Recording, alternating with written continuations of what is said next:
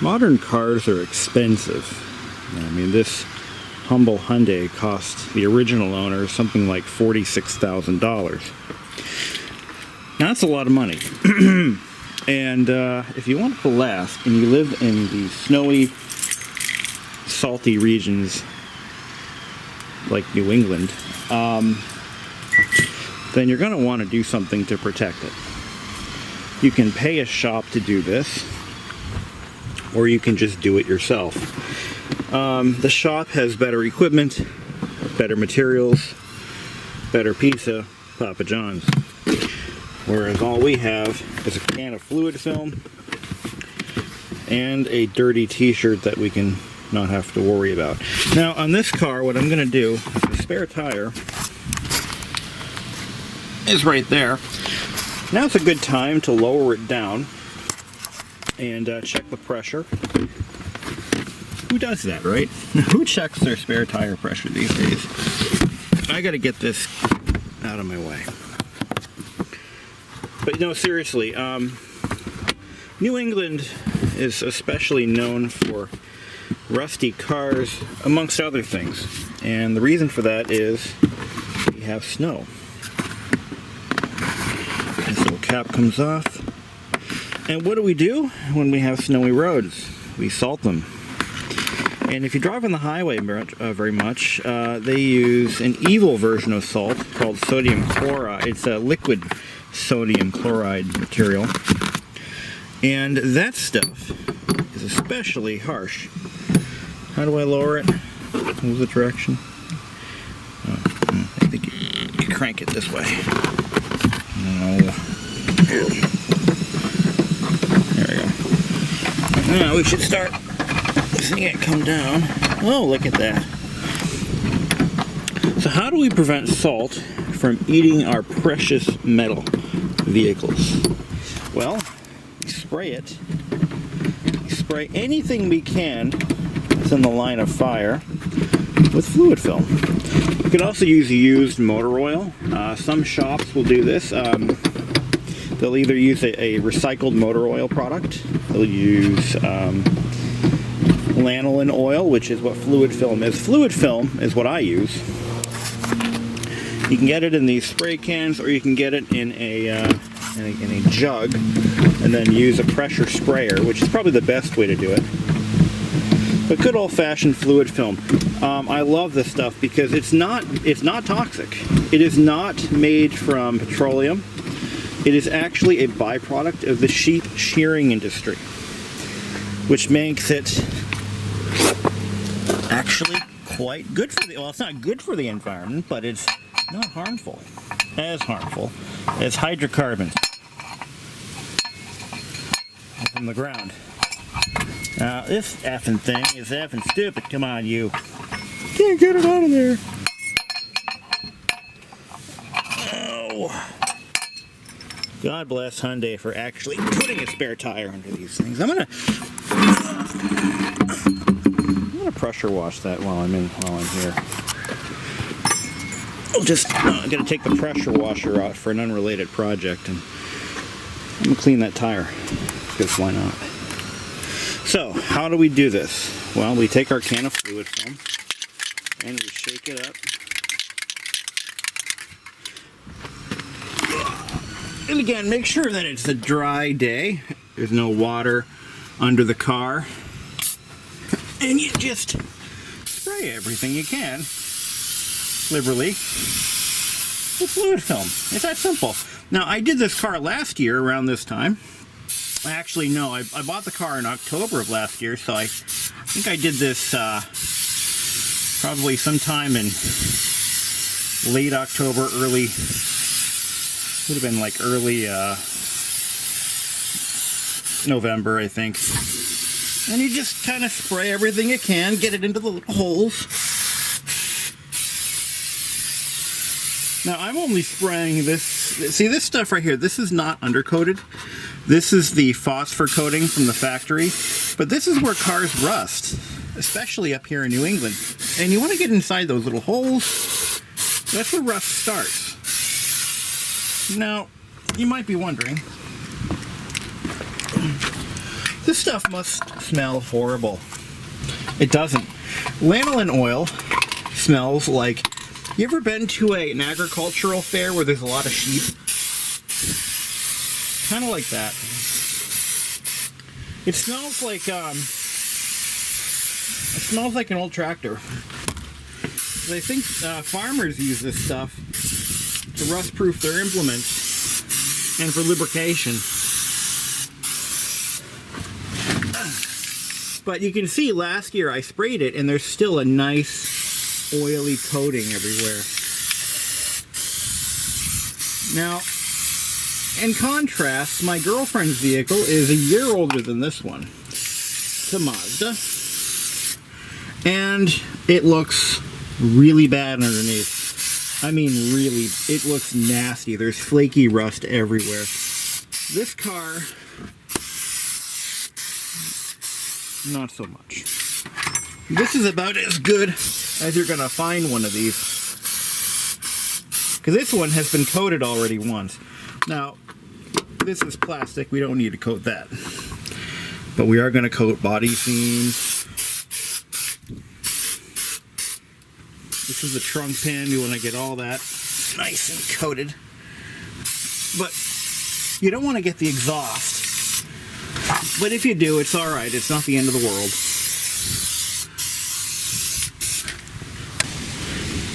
Don't worry, we're going to get into the other side of the control arms as well. I don't want to spray the exhaust directly because it'll burn off and it smells bad. I wouldn't eat the stuff, but I don't think it would kill you. Wouldn't recommend it. Don't be cooking with this shit. But we're even going to spray the spare tire chain. So this is a lubrication too. So it'll get sucked up into this tube here, which will also rust if I don't spray that. It gets sucked up into there. And yeah. Gonna get this brake line fittings. A little bit of rust forming right there. A little bit of surface rust. I'm gonna get all that.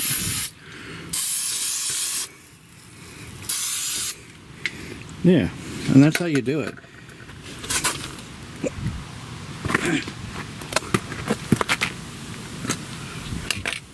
Make sure to get your spare tire hanger. Those are known to rust pretty badly.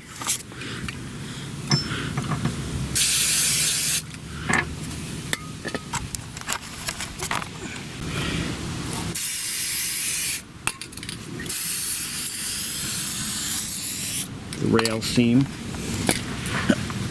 It's easier if you lift the car, but I'm not going to do that.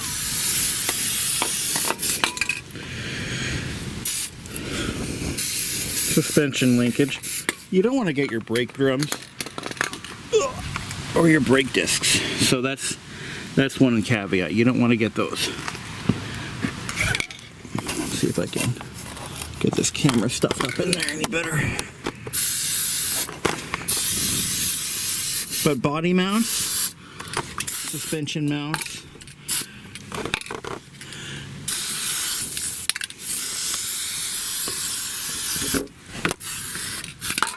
the can's getting too slippery, I can't do this.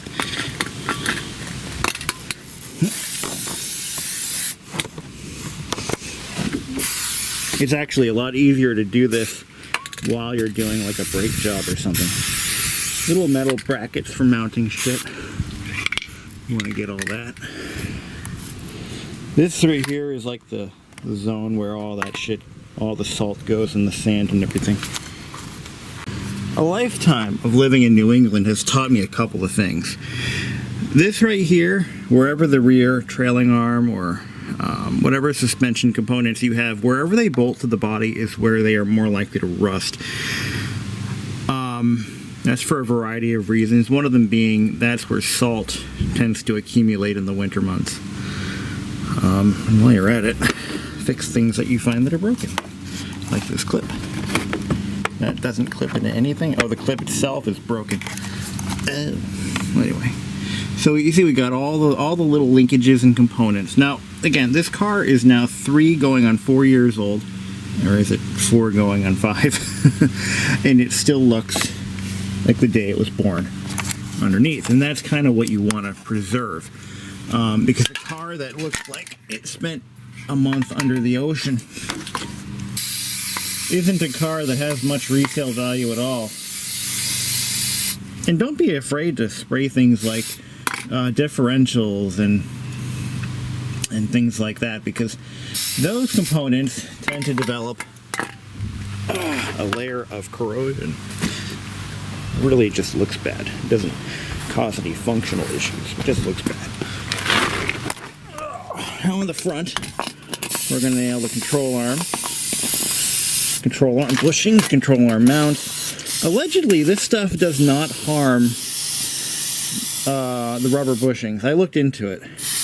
I was concerned that maybe this stuff would eat up my bushings, but because it's not petroleum based, it won't, or it isn't supposed to. If you're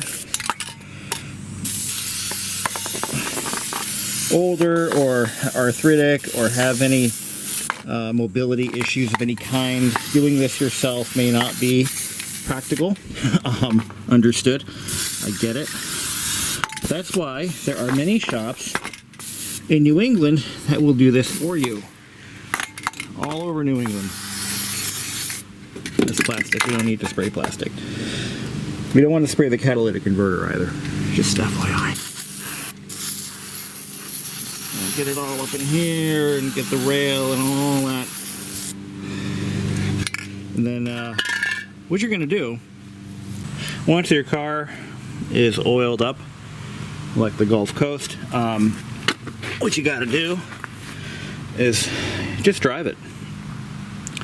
And if you drive in an area that's dusty, like take it on a dirt road, what's going to happen is all that dust and all those little particles will stick to the undercoating or stick to the fluid film and protect it. And it forms kind of a layer of like a self-healing undercoating is what it really becomes. It's a self-healing undercoating is one way to put it. So if it gets brushed or scratched or anything, as long as it's still liquid, it will self-heal.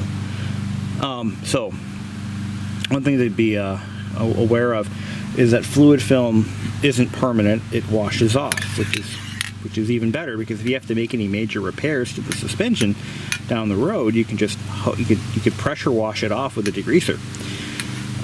Unlike the undercoating paint that peels off and rust forms under it and it does nothing. This stuff is good because you can wash it off and you can reapply it, but you have to apply it every year. Remember, I did this last year, and you got to do it every year because it does wash off. It's not permanent, which is kind of a selling point in my opinion. Whenever I do brake jobs, I spray all the suspension down before I degrease the brake components. And that is the basics of how to fluid film your car so that it doesn't turn into a rusty pile of shit in 5 to 6 years. Because like I said, many people that I know, they'd buy a new car and I'd say, you might want to get that thing oiled. Like, whoa, really? Why? And I explained why and how it works. And they don't listen to my advice. It's like $100. You bring your car to a shop and get it done. You don't have to crawl on your back and do it yourself. You just take it to a place that does oil undercoating. But they think it's just snake oil, it's hogwash. Oh my God, I don't need to do that.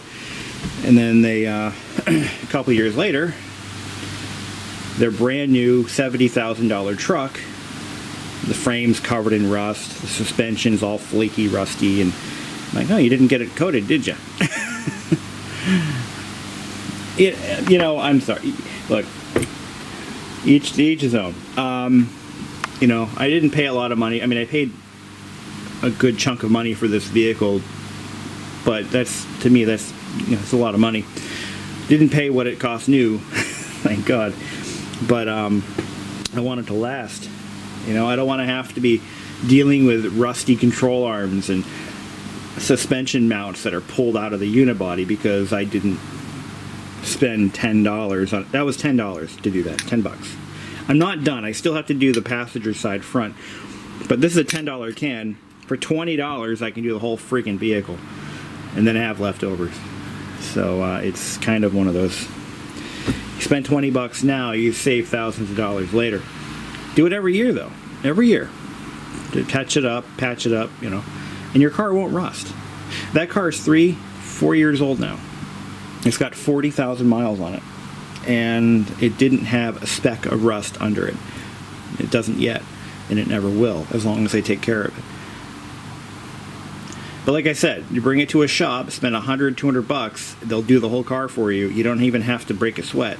You don't even have to wear your greasy Steely Dan t-shirts. You just get it done, and your car won't rust. But we live in a world where everything is, you know, disposable. And, you know, people are used to buying a new car every 5 years. I used to buy a new car every 5 years, every 3 years actually, because I put so many miles on them where I used to live. But my cars never rusted. I would trade them in looking brand new underneath because I spent the 10 bucks on a can of oil. I once took a salesman, the guy who was selling my sister a car, because she would always bring me to the dealership when she'd buy a new car because she trusts me. And so I would bring her to a car dealership, and I'd show them. We'd look at a car, right? We'd look at a car like a Camry that's 2 years old, 3 years old, off-lease Camry. We've opened the hood, and the whole thing is covered in corrosion and rust and everything else. And I'm like, wow, that's pretty nasty. And the salesman's like, well, no, that's just how it is in New England. I said, oh, really? So I popped the hood on my 4-year-old Hyundai Elantra, which is an inferior car to the Camry. And it looked like it rolled off the showroom floor. And I said, look underneath that car. Beautiful. Light coat of fluid film. No rust. Nothing. Just brand new looking. And I look at the Camry that he's trying to sell my sister, and it's all the undercoating is coming off. I'm like, well, hey, to each his own. That's it for now. Coat your damn cars, guys. If you live in New England, you need to coat your cars with oil underneath. They will rust to shit, especially if you drive on the highway. Again, why is the highway so bad? Because they use liquid salt. And you're driving at a higher rate of speed. That stuff, is even on a dry day, is flinging up, coating everything under your car, coating the radiator, coating everything, making the engine all corroded to shit. There's a little bit of maintenance. You don't have to deal with it. The other thing I do is I pressure wash the engines. Let me show you what I mean. This is a 4-year-old car from New England. Now, in my defense, I didn't get this one brand new. It was already 2-3 years old when I bought it. So it has the starting of a little bit of corrosion, but it's not going to get any worse. And I keep it this way by washing the engine about every other week to every month in the winter. Because the salt sprays up into the engine bay. It gets deposited onto all the aluminum parts, which aluminum corrodes. It doesn't rust, it corrodes. And it forms a light coating of white corrosion, and it just builds up from there. But if you pressure wash the engine, you can prevent that from happening in the first place. If you really want to go nuts, you can spray the engine with WD-40 every couple months or every year or so, and it forms like a shellac, and it prevents the corrosion, period. I don't do that because it smells, and I don't really want to get involved in that. But anyway, that's how you keep your engine bay looking new. You just wash it. Now, that is entirely up to you. I do it at your own risk because some automakers do not use the best of wiring connectors and seals, and you can actually, on some vehicles, I won't call out any specifics, but you can wind up with major electrical problems if you wash the engine bay on a regular basis. They're supposed to be watertight to an extent, but sometimes that doesn't really work out in reality. Well, that's it for now. Thank you for watching. I wish I had my girlfriend's car here. I could show you what a car looks like after 3 years. How old is her car? It's 4 or 5 years old. I'd show you a car that's 5 years old that has never been treated, and it's not a pretty sight. It is not a pretty sight. In fact, I told her, I'm like, you might want to start saving up for another car because, yeah, it's not pretty. All the black that you see under my car is rust under hers. And it's mostly the suspension components. The reason is they use a very cheap paint on those parts. It's very thin, very cheap, because you never see it, and it's a good way to reduce the car's lifespan by just painting it cheaply for the New England region, because they know cars rust up here, so they don't bother with anything beyond that. It doesn't have to be that way. They could use a better paint, they could use a better coating, but they don't. It's up to you, the owner. But yeah, really nasty. Some are worse than others. Some automakers are worse than... I think Mazda is one of the worst ones, actually. Mazda, because they're...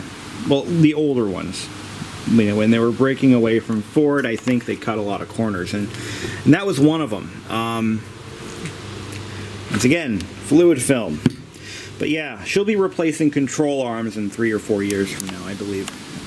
Possibly even the rear subframe. I'm not even joking. This is no laughing matter. Oil your damn cars, people. Spend the $100, $200, get it done, do it yourself, whatever it takes, get it done, because they will last longer, I'm telling you. So this is what they look like if they're not coated. Now, I guess I described it as being far worse than it is, but this is how it starts. You've got the leading edge of every seam beginning to rust. So what we're going to do is we're going to coat this car with fluid film. I have to buy a couple more cans. This car has already had an exhaust gasket fail. It's only a 2016. It's got 67,000 miles on it, I think. If you look at the other control arm, it's starting to blister.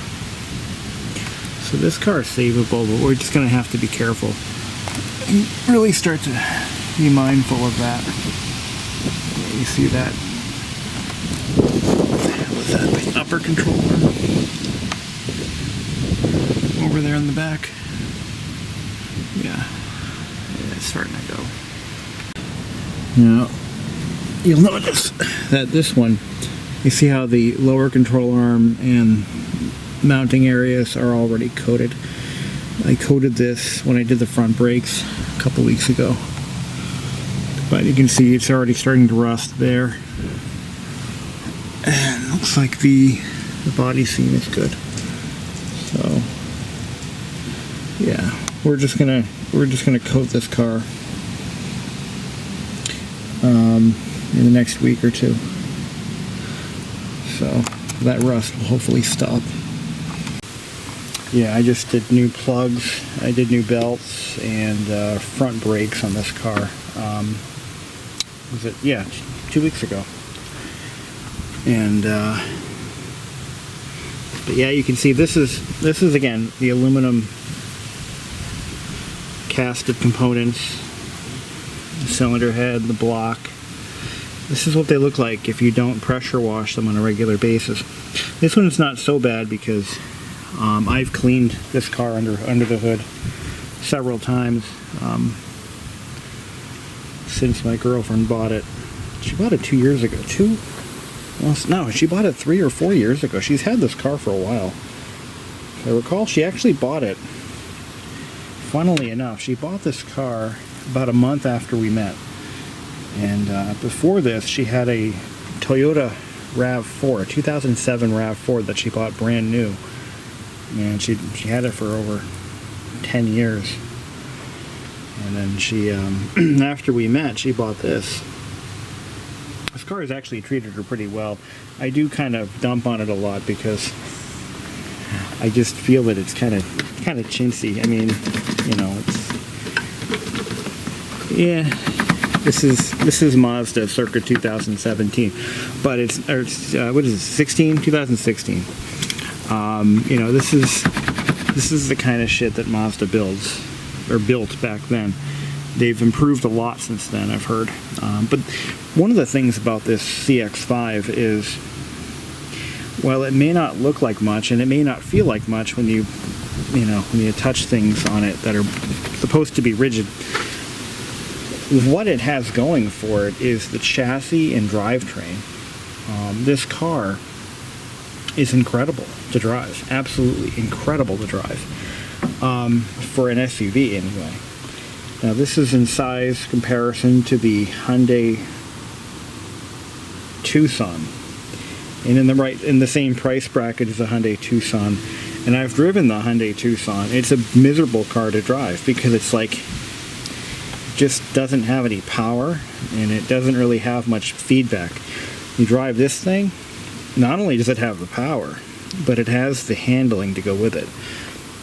Again, we're talking apples to apples, you know, SUV to SUV, and this is an incredible driving vehicle, absolutely incredible, and fun to drive too.